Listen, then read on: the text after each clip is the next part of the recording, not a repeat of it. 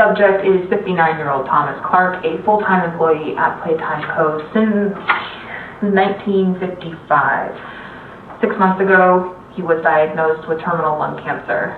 Now, Mr. Clark, of sound mind, has volunteered for this experiment. We have eye movement. Can you hear us, Thomas?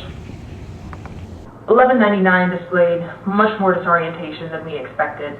Subsequent mental testing metrics were also cut practically in half. It's just conjecture on my part, but I don't believe he knows where he is or what's happened to him.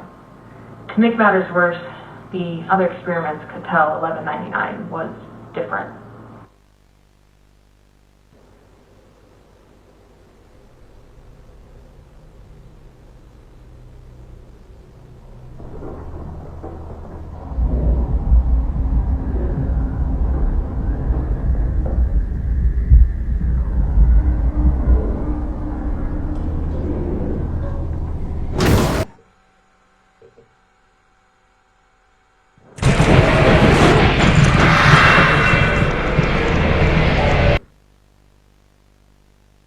They would have killed him had the research team not intervened, and even then there was still significant damage to the internal structures with some of the anatomy, namely the larynx and the thyroid, having been completely devoured.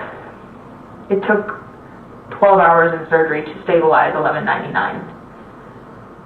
We keep him separated from the others now.